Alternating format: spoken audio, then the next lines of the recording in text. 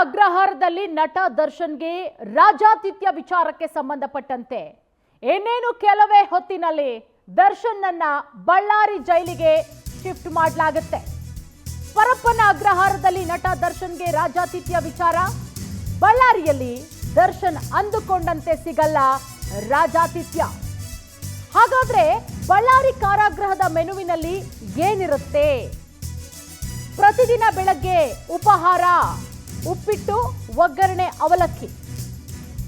ಮಧ್ಯಾಹ್ನದ ಊಟ ನೋಡಿ, ಬೆಳಗ್ಗೆ ಪ್ರತಿದಿನ ಉಪಹಾರ ಬಿಸಿಬೇಳೆ ಬಾತ್ ಇರುತ್ತೆ, ಚಿತ್ರಾನ್ನ ಇರುತ್ತೆ, ಉಪ್ಪಿಟ್ಟಿರುತ್ತೆ, ಒಗ್ಗರಣೆ, ಅವಲಕ್ಕಿ, ಅಂದ್ರೆ ದಿನನಿತ್ಯ ಒಂದೊಂದು. ಮಧ್ಯಾಹ್ನದ ಊಟ ರಾಗಿ ಮುದ್ದೆ, ಚಪಾತಿ, ಜೋಳದ ರೊಟ್ಟಿ ಅಥವಾ ಸಜ್ಜೆ ರೊಟ್ಟಿ,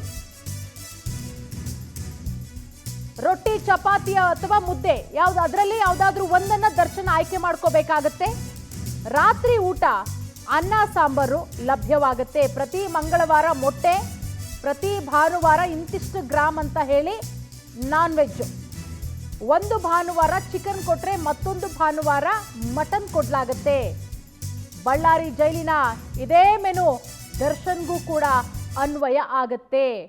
ನೋಡಿ, ಐಷಾರಾಮಿ ಜೀವನ ಮಾಡ್ತಾ ಇದ್ದ ಪರಪ್ಪನ ಅಗ್ರಹಾರ ಜೈಲಲ್ಲಿ ರಾಜಾತಿಥ್ಯ ದರ್ಶನ್ಗೆ. ಒಂದು ಕಡೆ ಬರೀ ಹೇಳಿಕೆಗಷ್ಟೇನೆ ಕೋರ್ಟ್ಗೆ ಅರ್ಜಿ ಸಲ್ಲಿಕೆ ಮಾಡಲಾಯ್ತಾ, ಊಟ ಸರಿ ಆಗ್ತಾ ಇಲ್ಲ, ನಾನು ಭಾಳ ವೀಕ್ ಆಗ್ತಾ ಇದ್ದೀನಿ, ಆರೋಗ್ಯ ಸಮಸ್ಯೆ ಕಾಡ್ತಾ ಇದೆ, ಒಂದು ಚಪಾತಿನಾದರೂ ಕೊಡಿ ಅಂತ ಹೇಳಿ ಎಲ್ಲ ಡ್ರಾಮಾ ಕ್ರಿಯೇಟ್ ಮಾಡಿದ್ದು ಪರಪ್ಪನ ಅಗ್ರಹಾರದಲ್ಲಿ ಕೂತ್ಕೊಂಡು. ಆದರೆ ಒಂದಷ್ಟು ವಿಡಿಯೋ ಫೋಟೋಗಳು ವೈರಲ್ ಆಗ್ತಾ ಇದ್ದಂತೆ ದರ್ಶನ್ನ ಅಸಲಿಯತ್ತು, ಪರಪ್ಪನ ಅಗ್ರಹಾರದ ಒಳಗಡೆ ಯಾವ ರೀತಿ ರಾಜವೈಭೋಗವನ್ನು ಅನುಭವಿಸ್ತಾ ಇದ್ದಾನೆ ಅನ್ನೋದು ಜಗಜ್ಜಾಹೀರ ಆಗ್ತಾ ಇದ್ದಂತೆ ಒಂದಷ್ಟು ಆಕ್ರೋಶಗಳು, ಅಧಿಕಾರಿಗಳ ಎತ್ತಂಗಡಿ, ಸ್ವತಃ ಗೃಹ ಸಚಿವರೇ ಓಡೋಡಿ ಹೋಗ್ತಾರೆ ಪರಪ್ಪನ ಅಗ್ರಹಾರಕ್ಕೆ, ಪರಿಶೀಲನೆಯನ್ನ ಮಾಡ್ತಾರೆ. ಸಂಬಂಧಪಟ್ಟಂಥ ಅಧಿಕಾರಿಗಳ ಎತ್ತಂಗಡಿ ಕೂಡ ಸಸ್ಪೆಂಡ್ ಕೂಡ ಆಗುತ್ತೆ. ವಿಡಿಯೋ ಕಾಲ್ಗಳು ಇದೆಲ್ಲ ಆದಮೇಲೆ ಕೋರ್ಟ್ ಆದೇಶ ಕೊಡುತ್ತೆ ಬಳ್ಳಾರಿ ಜೈಲಿಗೆ ದರ್ಶನ್ ಶಿಫ್ಟ್ ಅಂತ ಹೇಳಿ. ಹಾಗಾಗಿ ಇನ್ನೇನು ಕೆಲವೇ ಕ್ಷಣಗಳಲ್ಲಿ ಶಿಫ್ಟ್ ಮಾಡಲಾಗುತ್ತೆ. ಮತ್ತೊಂದು ಕಡೆ ಬಳ್ಳಾರಿ ಜೈಲಲ್ಲಿ ಏನೆಲ್ಲ ಇರುತ್ತೆ ಊಟದ ಮೆನು ಅನ್ನೋದನ್ನ ಕೂಡ ನೀವು ಒಂದು ಕಡೆ ಗಮನಿಸ್ತಾ ಇದ್ದೀರಾ. ಇದೆಲ್ಲದರ ಬಗ್ಗೆ ಮತ್ತಷ್ಟು ಮಾಹಿತಿ ಕೊಡ್ತಾರೆ ನಮ್ಮ ಪ್ರತಿನಿಧಿ ವೀರೇಶ್. ನಮ್ಮ ಜೊತೆಗೆ ಈಗ ನೇರ ಸಂಪರ್ಕಕ್ಕೆ ಜಾಯ್ನ್ ಆಗಿದ್ದಾರೆ. ವೀರೇಶ್, ಪರಪ್ಪನ ಅಗ್ರಹಾರದಲ್ಲಂತೂ ದರ್ಶನ್ ಇದ್ದಷ್ಟು ದಿನ ರಾಜಾತಿಥ್ಯ, ಒಂದ್ ರೀತಿಯಲ್ಲಿ ರೆಸಾರ್ಟ್ ಹೆಂಗಿದ್ದೀನಿ ಹಂಗೆ ಜೀವನ ಮಾಡ್ತಾ ಇದ್ದ ಅನ್ನೋದು ಜಗಜ್ಜಾಹೀರ, ಫೋಟೋಗಳು, ವಿಡಿಯೋದರ ಮುಖಾಂತರ. ಈ ಕಾರಣಕ್ಕೇನೆ ಬಳ್ಳಾರಿ ಜೈಲಿಗೆ ಎತ್ತಂಗಡಿ ಶಿಫ್ಟ್ ಆಗ್ತಾ ಇದೆ ಇನ್ನೇನು ಕೆಲವೇ ಹೊತ್ತಿನಲ್ಲಿ. ಸೊ ಅಲ್ಲಿ ಯಾವ ರೀತಿ ಇರುತ್ತೆ ಊಟದ ಮೆನು ಮತ್ತೆ ಅಲ್ಲಿಯ ವ್ಯವಸ್ಥೆಯ ಬಗ್ಗೆ ಹೇಳೋದಾದ್ರೆ ವೀರೇಶ್?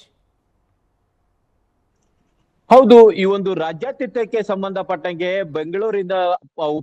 ಬೆಂಗಳೂರಿನ ಕಾರಾಗೃಹದಿಂದ ಬಳ್ಳಾರಿಯ ಕಾರಾಗೃಹಕ್ಕೆ ಈ ಒಂದು ಶಿಫ್ಟ್ ಆಗುತ್ತಿರತಕ್ಕಂತಹ ಆರೋಪಿ ದರ್ಶನ್ಗೆ ಸಂಬಂಧಪಟ್ಟಂತೆಯೇ ಅಲ್ಲದೆ ಇಲ್ಲಿ ಸಾಧಾರಣವಾಗಿ ಯಾರೇ ಸಹ ಜೈಲಲ್ಲಿರುವಂತಹ ಸಾಧಾರಣ ಕೈದಿಗಳಿಗೂ ಸಹ ಒಂದೇ ರೀತಿಯಾದಂತಹ ಮೆನು ಇರುತ್ತೆ.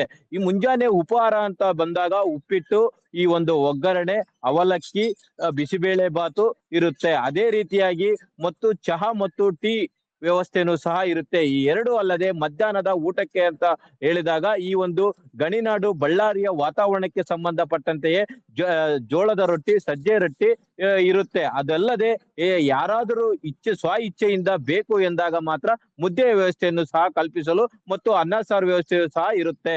ಇದಲ್ಲದೆ ಸಂಜೆ 4 ಗಂಟೆಗೆ ಈ ಒಂದು ಪಾನೀಯ, ಒಂದು ಟೀ ಅಥವಾ ಕಾಫಿಯ ವ್ಯವಸ್ಥೆಯನ್ನು ಸಹ ಮಾಡಲಾಗಿರುತ್ತದೆ. ಇಷ್ಟೆಲ್ಲದರ ಜೊತೆಗೆ ಪ್ರತಿ ಮಂಗಳವಾರ ಸಹ ಈ ಒಂದು ಮೊಟ್ಟೆಯನ್ನು ಸಹ ನೀಡಲಾಗುತ್ತದೆ. ಹಾಗೂ ಪ್ರತಿ ಭಾನುವಾರ, ಒಂದು ಭಾನುವಾರ ಚಿಕನ್ ಅನ್ನು ನೀಡಿದರೆ ಮತ್ತೊಂದು ಭಾನುವಾರ ಮಟನ್ ಅನ್ನು ನೀಡುವಂತಹ ಒಂದು ಕೆಲಸವಾಗುತ್ತದೆ. ಈ ಮಟನ್ ಪ್ರಮಾಣವು ಒಬ್ಬ ವ್ಯಕ್ತಿಗೆ ಸುಮಾರು 150 ಗ್ರಾಮ್ ಮಾತ್ರ ಇರುತ್ತದೆ ಎಂದು ಹೇಳಬಹುದು. ಇಷ್ಟೇ ಅಲ್ಲದೆ ಇಲ್ಲಿ ಯಾವುದೇ ರೀತಿಯಾದಂತಹ VVIP ಕೈದಿ ಬಂದರೂ ಸಹ ಈ ಊಟದ ಮೆನುವಿನಲ್ಲಿ ಯಾವುದೇ ರೀತಿಯಾದಂತಹ ವ್ಯತ್ಯಾಸ ಇರುವುದಿಲ್ಲ. ಎಲ್ಲಾ ಕೈದಿಗಳಿಗೂ, ಸಾಧಾರಣ ಶಿಕ್ಷೆ ಅನುಭವಿಸುತ್ತಿರ್ತಕ್ಕಂತಹ ಕೈದಿಗಳಿಗೂ, ಯಾವ ಜೀವಕಾರ ಶಿಕ್ಷೆ ಅನುಭವಿಸತಕ್ಕಂತಹ ಕೈದಿಗಳಿಗೂ ಮತ್ತು ಪ್ರಸಿದ್ಧ ಕೈದಿಗಳಿಗೂ ಹಾಗೂ ಸಾಧಾರಣ ಕೈದಿಗಳಿಗೂ ಸಹ ಎಲ್ಲಾ ರೀತಿಯವರಿಗೂ ಒಂದೇ ರೀತಿಯಾದಂತಹ ಊಟದ ವ್ಯವಸ್ಥೆಯನ್ನು ಮಾಡಲಾಗಿರುತ್ತದೆ. ರಜನಿ, ಇಲ್ಲಿ ಯಾವುದೇ ಕಾರಣಕ್ಕೂ ಮತ್ಯಾವುದೇ ರೀತಿಯಾದಂತಹ ಸ್ಪೆಷಲ್ ಆದಂತಹ ಒಂದು ಕೆಲವೊಂದು ಆಕ್ಯುಪೇಷನ್ ಅನ್ನು ನೀಡತಕ್ಕಂಥದ, ಅವರಿಗೆ ಚಾಯ್ಸ್ ನೀಡತಕ್ಕಂತಹ ಯಾವುದೇ ರೀತಿಯಾದಂತಹ ಒಂದು ಅನುಕೂಲಕರವಾದ ವಾತಾವರಣವು ಸಹ ಬಳ್ಳಾರಿ ಜಿಲ್ಲೆಯಲ್ಲಿ ಇಲ್ಲ ಅಂತಾನೆ ಹೇಳಬಹುದು. Thank you Veeresh.